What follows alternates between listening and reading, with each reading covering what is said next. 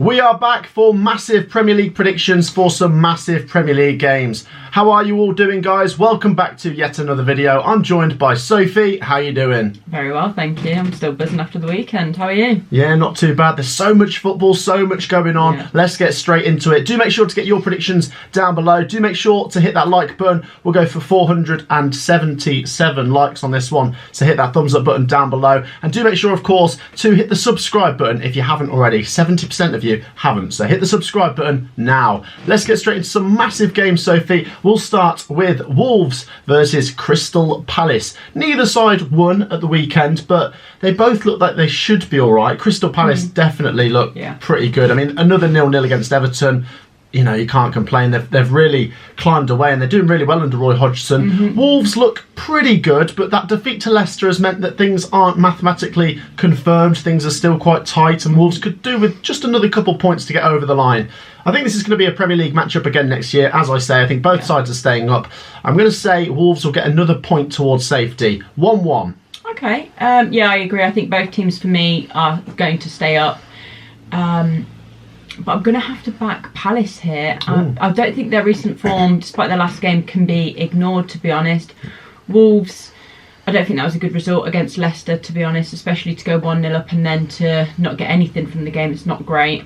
And I feel like it's going to be a really interesting game against Palace, but I'm just going to have to back Roy Hodgson's team. So 1-0 for me. Oh, 1-0 Palace. Okay, massive game. Do get your predictions in for that one. Next up, we'll go to Villa Park, where we have Aston Villa taking on Fulham. Aston Villa kept up their pursuit of European football with a good 1-1 at Brentford, considering the fact that they came from behind to get it. It's the end of their brilliant winning run, but it's still a very good draw away at Brentford.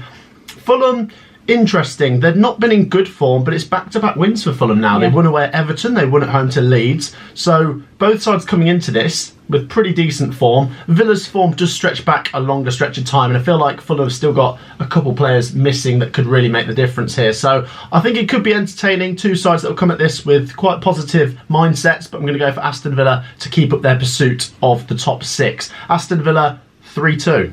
Okay, yeah, I see there being goals for both teams in this as well. I think it's going to be quite an interesting game. I see it kind of being a bit of an end-to-end game, as both teams play quite attractive football at times. So I'm going to say a 2-1 Villa win.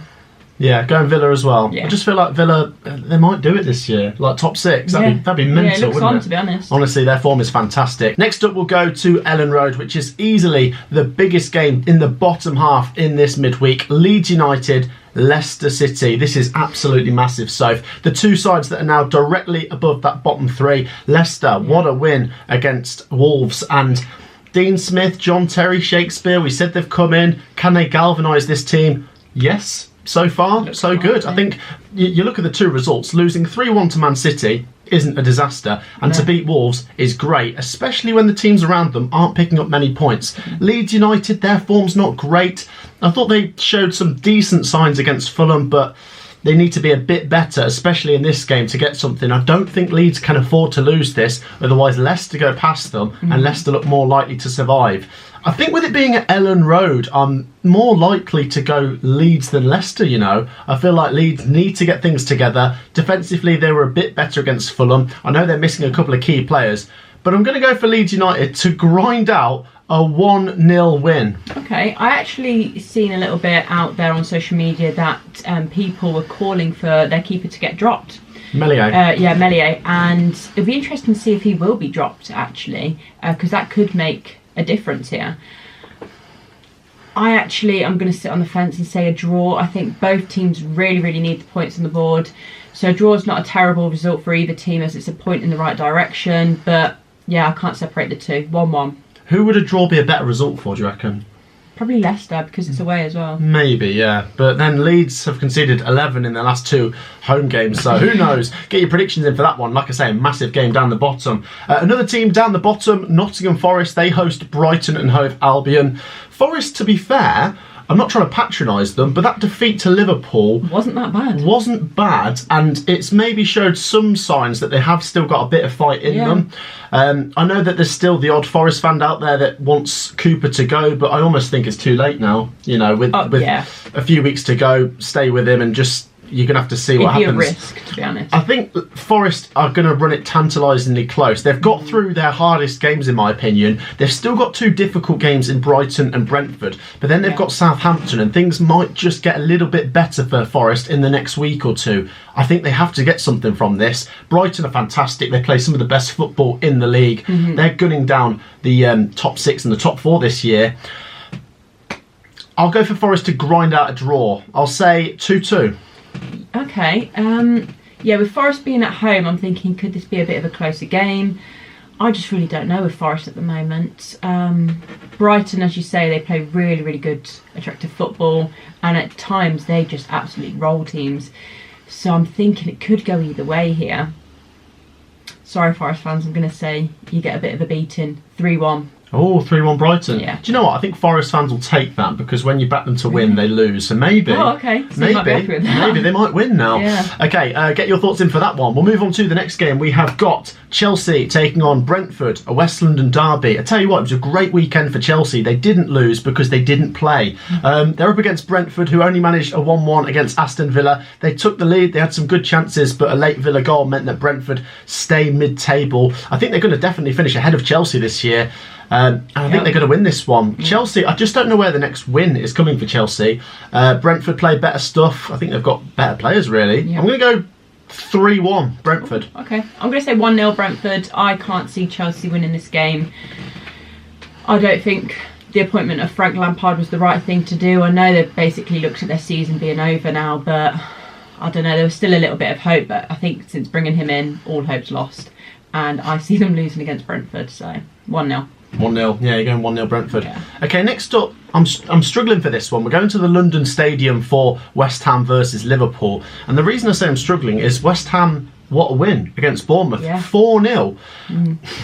I don't know, I feel like they look pretty safe now. I said the winner of that Bournemouth-West Ham game is virtually safe. And with that win and the fashion that they did it as well, and their recent... game over by half-time, wasn't it? Yeah, it was, yeah. I mean, they've got so much quality, and we've said that, and they've had to stand by it, the West Ham fans, but things seem to be getting better now, and they're still going in Europe, so maybe the end of the season could be quite good after all here for West Ham.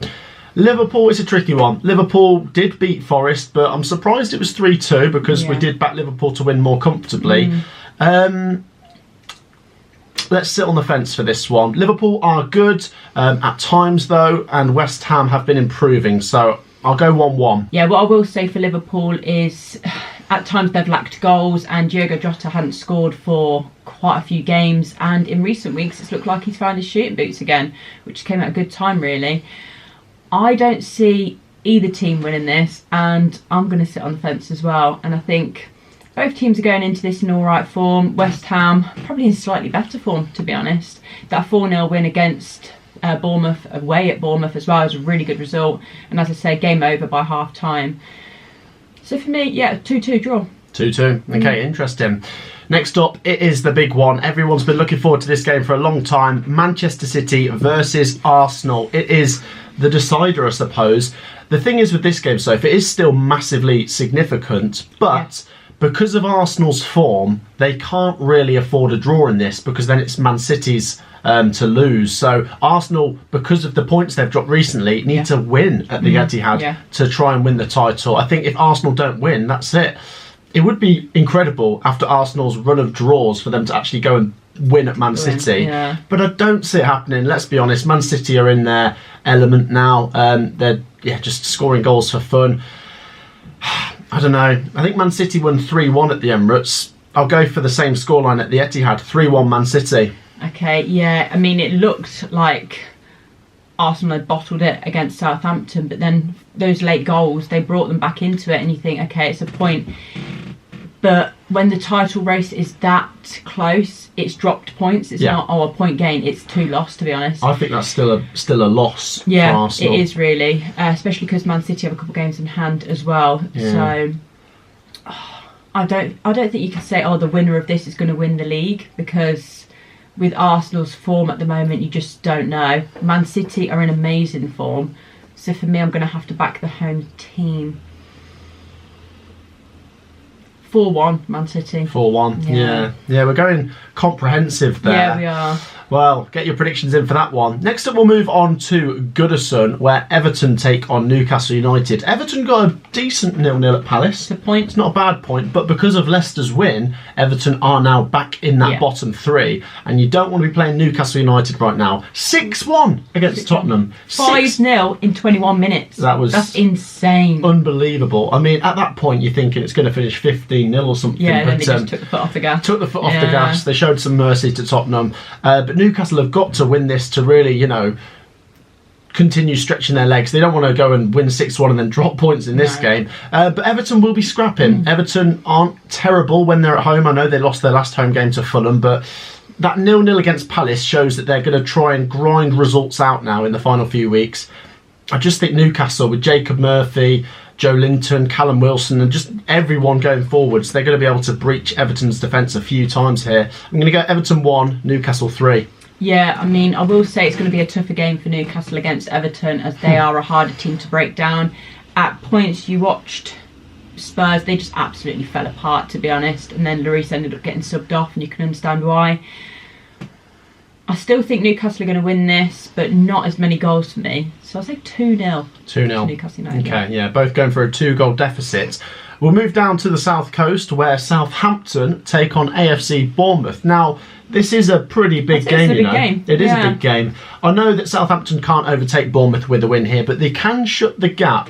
Bournemouth look like they should be okay, but that defeat to West Ham will have set off a few alarm bells, and if they lose this one, they might start getting sucked back in, so they need to try and stop the rot with that defeat there and even just get a draw. I think that'd be a good result for Bournemouth. Southampton are in a position, it has to be wins. Really, really impressed with the result at Arsenal. I know they were 3-1 up and 2-0 up and they still didn't win. Yeah. But to get that 3-3 when Arsenal have so much to play for shows that Southampton are up for the fight. I do think they need to win this one. But as I say, Bournemouth can't afford to lose. They'll be after a draw. Oh, this is really tricky, Soph. I really don't know with this one. Do you know what? I reckon Bournemouth might get a draw. I think they might get the draw, which just pushes Southampton a little bit closer to the drop. Southampton 1, Bournemouth 1. Yeah, what I think will happen is Bournemouth are going to set up for the draw. Southampton desperately need the points. I mean, it was a good performance against Arsenal. They were gifted 2 goals, which obviously sets them off in a good position. And then they did bottle it at the end, but it's still a point against Arsenal, which I didn't expect. However, I agree with you. I think it is going to be a draw, which doesn't benefit Southampton at all, but it does Bournemouth. So for me, it's going to end 0-0. 0-0. Okay, so an interesting one.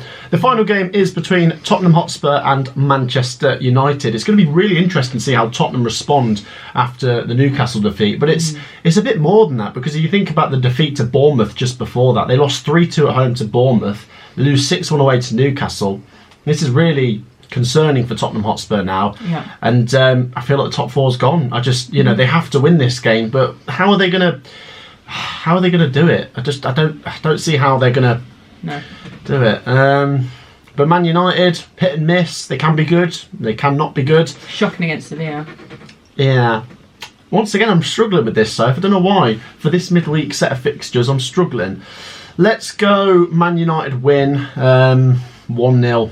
Okay, yeah, I do think it depends what team turns up. Is it going to be the Tottenham that literally just got panned 6-1? I don't know, I agree, this is a really tough one. Again, Man United at times, they're prone to errors. De Gea made a few stinkers the other night. So both teams need to kind of make up for that. I'm going to back United as well. I'll say 2-1 to Man United. Yeah, we're both saying it with not much confidence. No. There you go, guys. Get your predictions in, and get your predictions in with confidence down below. Do make sure, of course, to drop a like and subscribe. Thank you for joining me, Sophie. Thank you. And we'll see you all in the next one. Peace out.